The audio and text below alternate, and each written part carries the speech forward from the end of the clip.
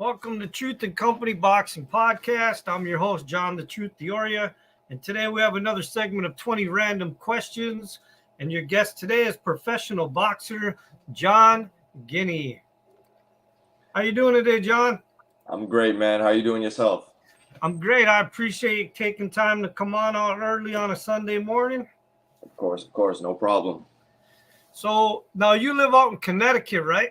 Yes, sir. But I reside in Greenwich, Connecticut. I was born in the Bronx, New York. Okay. So now you're an undefeated fighter right now, 8-0. Yes, sir. So I got a question, and I don't know if it's a big deal or what, but I found something interesting about your career so far that a lot of guys that start out usually don't do this. So I'm kind of curious why this has happened in your career. You only have 8 fights, but 6 of them have been out of the country. Yes, yeah. So, my father is Albanian. I'm born in America, but my father's from Albania, and he wanted to kick off his promotion company.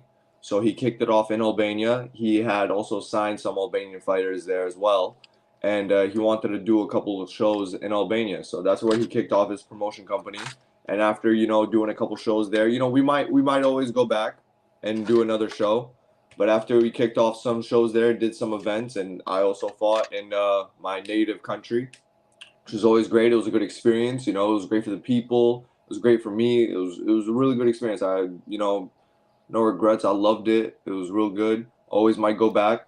But after we kicked off a couple shows, that's when my father wanted to start launching his promotion company here in the States. And so far, we did one fight in the state, and now we got another one coming up next week, May 20, in Greenwich, Connecticut, at the Hyatt. So then that's another show coming up. So yeah, so he's just trying to move his promotion company along. Well, I appreciate you explaining that, because I'm sure there was other fans that were probably wondering the same thing, that didn't understand how a guy with only 8 fights, when most of his career's already been fought out of the country. Right. Yeah. Well, listen, Devin Haney had like 20 of his fights in Mexico, so No, you're right. Every fighter's doing something. But no, that's why I thought I'd bring it up, so that some people weren't wondering. And when I looked up your box rec and I saw that too, I thought, well, this is kind of interesting. How does he only have 6 of his 8 fights are already out of the country? Yeah, so now that makes sense that you explain that, because there might be some people that don't know that your father has a promotional company. Right. Yeah. Of course. Yeah. No. Completely understandable. Some people need that little insight. So, are you ready for these 20 random questions? Yeah. Let's bring it on. Sure. Okay. Question 1: how did you get involved in the sport of boxing? Oh man, that's a question. I guess really to sum it up, I'll do a quick summary. So my father, he was doing like some sort of like kickboxing when he first came into this country, right? But then the kickboxing gym was closing. This was while we lived in the Bronx, right? The kickboxing gym was closing, and then basically the guy who had owned it was like, nah, you'd be really good for boxing. So there's this boxing gym called Morris Park Boxing Club. It's pretty well known in New York, and especially in the Bronx. So my father started joining Morris Park Boxing Club, and then he was like getting into it himself, all that. My father never really like did it like serious. It was more like he just wanted to like know how to fight a little bit, just like anybody else. And then as far as me goes, eventually, while my father was in the Morris Park Boxing Club, a friend of his told him like, "Oh, yo, you should come to Drone Boxing Club. Evander Holyfield is coming to do a barbecue sauce commercial." I don't know if you remember way back when Evander Holyfield has his barbecue sauce commercial. Yeah. So it's like Evander Holyfield's coming to do the commercial. So it was happening at Jerome Boxing Club, right? And then and then my father was like, okay, like let's go, I'll be there. And he brought me as well. And that day when we walked into Jerome Boxing Club, the same friend, he told my father, he was like, oh, you should talk to Gladys. Gladys was the owner. He's like, Gladys is thinking of selling. You should talk to her. Maybe you could like negotiate, work out some deal. Basically, long story short, they worked out a deal. My father bought Jerome Boxing Club. We rebranded it, named it John's Boxing Gym. John's Boxing Gym has been a big staple in New York for a long time now. Owned it for almost 20 years. And I've been in boxing since I was like 3 years old. So it's like I was like born into the sport kind of. And then Nice. when I was 11, I made the decision like, all right, this is what I want to do. This is what I want to do with my life. Like this is I want to take this serious. I want to fight amateurs. I want to go pro. I want to do this. Okay. Question 2. What is your favorite boxing movie? Movie? Ah man. Either like Rocky 1 or Rocky 2. Okay. I love Rocky 3 because that's when he looked that's when he was on his steroids. He looked shredded, but like All right. Question 3. What is something that your boxing fans don't know about you? they don't know about me. They don't know about me. Well, my looks can be very deceiving. I will say that. I do look like I'm not a fighter. I've been told that so often, and I'm all right with it. It don't bother me. But listen, the way I was raised by my father, and like where my father comes from, and where we nationally come from, we're killers. We're animals. So yeah, I look how I look like in my face, but listen, when that bell rings, it's a different animal. It's a different beast. You know. Okay. So, question 4. What is the craziest or the funniest story that ever happened between you and a boxing fan? Between a boxing fan. I got nothing, honestly. I really No? I really stay to myself. Yeah, I really stay to myself. I don't really bother, dealing with people a lot like that. I really just focus on trying to make it in my career, and that's really about it. So I, even at a match, or you've never had no interactions with fans that I have interactions all the time. I take photo, but I keep it real simple. I take okay. photos.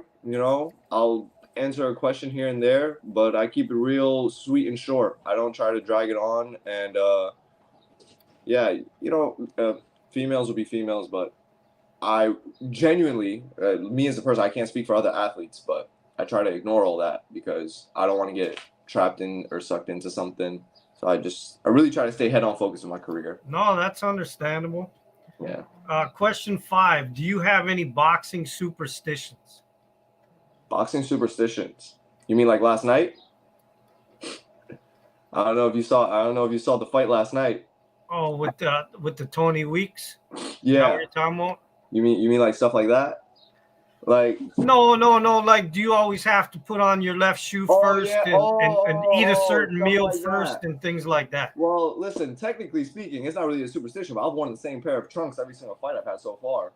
But I haven't even bothered changing it. In some way, I really don't care to change my trunks unless I'm like fighting for like a world title fight. You got guys that get like a new pair of trunks every single fight they have, and I'm like, man, you haven't even made it yet, man. Like, nobody cares what kind of trunks you wear right now. Like, you know what I mean? Like, I'm just like, you haven't made it yet. Nobody cares who you are at the moment. Like, Yeah. what's the point? You keep changing your trunks like you're some $1 million baby. Like, it's not that big of a deal. But you know, um,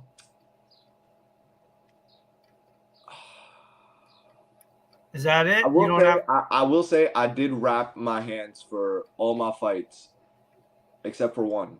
But I did wrap my hands for all my fights, and I really did prefer it that way. okay. Yeah. Question 6. Do you have any hobbies outside the sport of boxing? I love to game. I love playing video games. I love driving. I have a BMW 2 Series. I have a lot of fun with that. So I'm really into cars, and I'm really into gaming. Right behind me is my gaming PC. I built that myself. So Okay. yeah.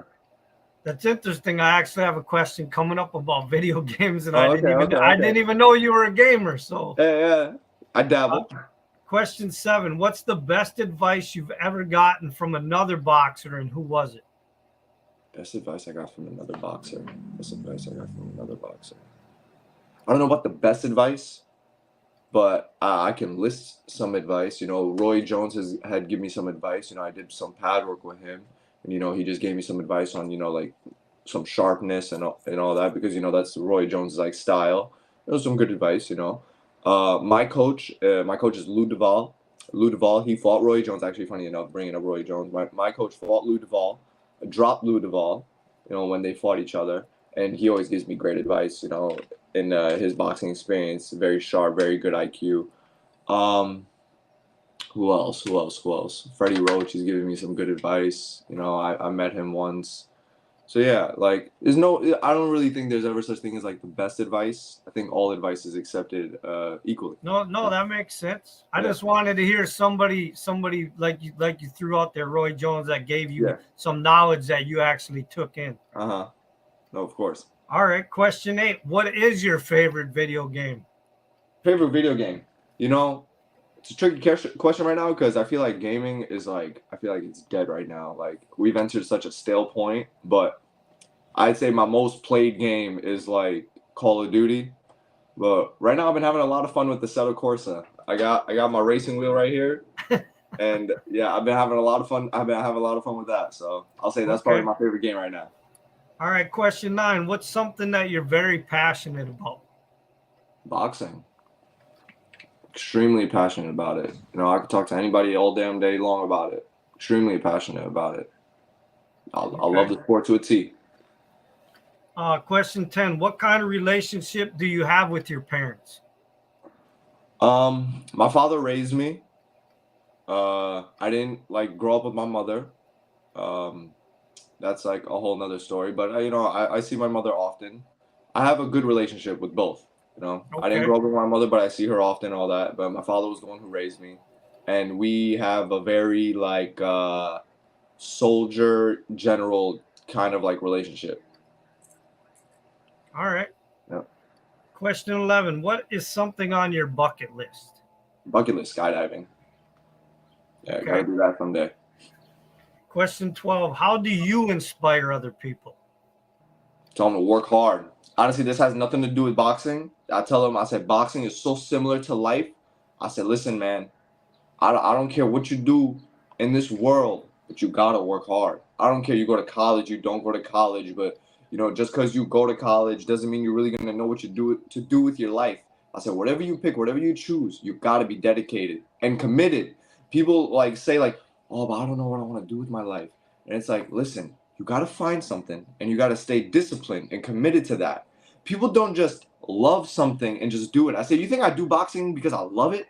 Like, yes, I had like a love for it in the beginning, but right now, you think I'm running 6 miles and doing sprints and sparring because I just have love? You think the love is carrying me? No, it's discipline. It's determination and grit. That's what's carrying me. It's not no love. You know, ask LeBron James if he'll play basketball if they don't pay him because he loves it so much. You know, ask Yeah, him. right. Right, right. So my advice to everyone in this world is you got to be disciplined, determined, and a hard worker. No matter what you do, that's it. All right, that's a good answer. Question 13. Are you artistic in any way other than boxing with your hands, like building things, painting, drawing, photography, writing? Uh, I try to dabble a little bit in photography. Um, when I was in high school, I was in AP art. So funny enough for that, I was in AP art. I was actually really like big on drawing. I really enjoyed pencil drawing the most. I enjoyed like detailed drawing. That would take me forever. Haven't gotten into that in a minute now. But that's about it. That's about it. Okay. Question 14. Now, maybe you've already sparred one of these guys. I don't know. You But never know.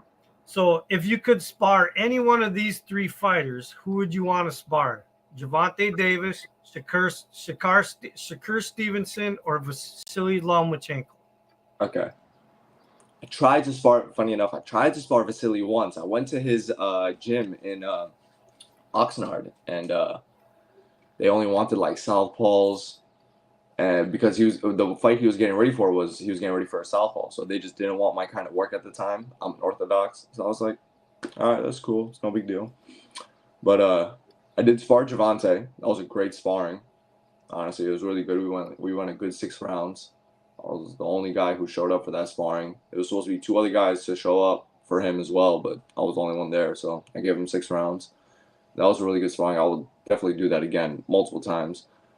So I mean, who was the second option? Oh, Shakur Stevenson. Yeah, Shakur Stevenson. I'd like to get some work with him. Yeah, I'd love to spar Shakur Stevenson. The reason I rule out Vasily is because I think he's going to be on his way out in the game, and Tank, I already sparred Tank, so already did that. So I think I'd go with Shakur. Okay.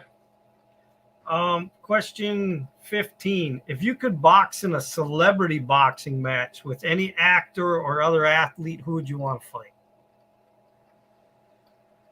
Damn, is there anybody even like my size though? Wow. Well, I mean, it's a celebrity boxing match, so I Right. guess the weight could fluctuate a little Yeah, bit. yeah. I don't know who's popping right now. Like honestly, I look at all those guys and I'm just like, man. You could fight Justin Bieber. I like that. I like that. I like that. Yeah, actually, that's a good one. Yeah, I'd like that. I'd fight him. Shit. Yeah, he's about I'd your fight size, him. right? Yeah, I'll fight him. I'll fight him. Chris Brown. I'll fight him too. Okay, question 16. If you could have one superhero ability, what would it be? Oh, please. Hey, now this one, it's a long time coming. Super speed. Super speed. Hands down. All right. Question 17. If you could have a conversation with any animal and it could talk back to you, what animal would you talk to? Damn. Just like one particular animal? One animal, you could have a conversation with an animal and it could actually talk back to you. Man, it would have to be an animal you like see constantly. Okay, I can't really like dim it down, but I got like a good 3. So it'd either be like cats, dogs, or squirrels. Because you see squirrels everywhere. So All right. Yeah, you never know what they're gonna be able to tell you. You know what I mean? Like, hey. They might tell you the secret to life. Exactly, that's what I'm saying. Hey, listen, I don't know if you ever watched like Rick and Morty, but there was that one episode where Morty was able to communicate with squirrels, and it was unbelievable. I was like, yeah, imagine. Okay. Question 18. What is the most dangerous thing you've ever done besides boxing? I snowboard. Okay. I don't know if I would call that more dangerous than boxing because I never got injured from it. Well, no, I just didn't want you to say boxing because you already box. So anything dangerous besides boxing. Right. Yeah, I snowboard like frequently. Okay. Question 19. What's a typical training day for you? Typical training day. All right. So every day is a little different. Yeah. A little different. Yeah. But typical training day. I wake up 6 in the morning. I meet with my father, and I'll go run my miles, and he'll kind of just like follow me in his car, and then I'll do that after I'm done with that. Stretch a little bit, whatever. Did that. Shower. Eat some breakfast. Rest. Get ready to go to the gym later if I don't have work, but then just get ready to go to the gym later. Go to the gym, and then just regular training regimen. 5-round shadow box, several rounds on the pads, several rounds on the bag, double end, speed bag, rope, stretch, maybe a little conditioning, and then another day will be different because another day I'll do strength and conditioning, and basically same kind of like boxing workout. Okay. Trying to just rinse and repeat in this game, man. Just You're right. Yeah. All right, last question. Question 20. If you could have a boxing match with any fighter in history, alive or dead, who would your ultimate fight be with? Roberto Duran. Nice answer. Yeah. At 130 pounds. Roberto Duran, for sure. Okay, well, listen, I appreciate you coming on the show and doing the random questions and being willing to answer them and having fun with them. So is there anything you want to say to your fans or anything you want to promote before we end the show? Well, listen, May 20, I'm fighting Greenwich, Connecticut at the Hyatt. It's going to be my 9th professional fight. We're going for an 8 knockout. Comes or don't comes, no big deal to me. I'm just going out there to please my fans and make them happy and give them a good fight. I'm always a people pleaser, and that's what I aim to be. And I hope my people enjoy it. Yeah, that's all for me. All right. And hold on. And with the truth as spoken.